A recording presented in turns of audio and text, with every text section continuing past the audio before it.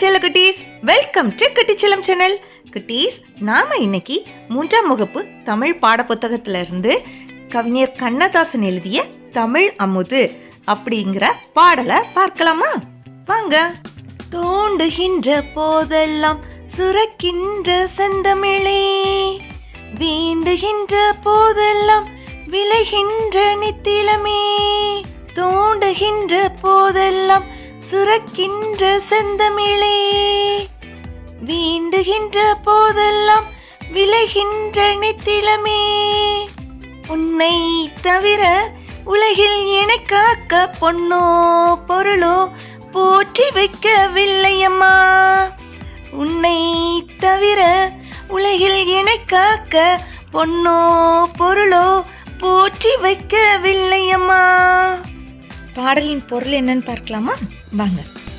தோண்டுகின்ற பொழுதெல்லாம் ஊற்றை போல் சுரக்கின்ற செந்தமிழே அப்படின்னா என்னம்மா? தோண்டுகின்ற பொழுதெல்லாம் நம்ம மண்ணை தோண்டும் போது ஊற்று நீர் சுரக்கும், பார்த்துருக்கீங்களா? முன்னாடினா மண்ணை நம்ம தோண்ட தோண்ட தண்ணி உள்ளுக்க இருந்து அப்படியே சுரந்துக்கிட்டே இருக்கும்.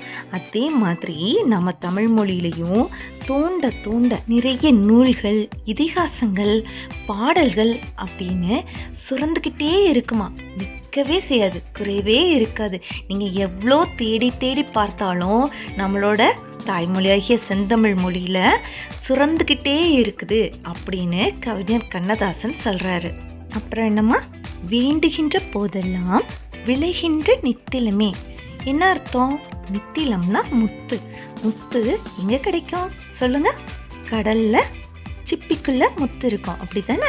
அது ரொம்ப மதிப்புடையது, ரொம்ப அரிதா, எப்போமாவது ஒரு நேரம் தான் முத்து விளையும். முத்து விளையும்னா முத்து உருவாகும்.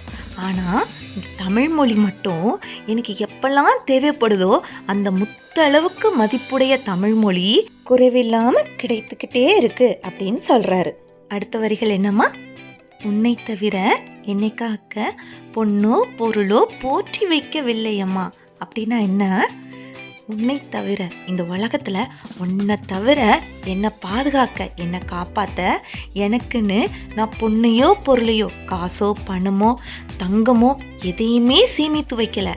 உன்னை மட்டும்தான், செந்தமிழாகிய தமிழ் மொழியை மட்டும்தான் நான் சேமித்து வச்சிருக்கிறேன். நீ தான் என்னை பாதுகாக்கணும், என்னை காத்து அருள்வாய் தாயே அப்படின்னு சொல்கிறாரு கவிஞர்.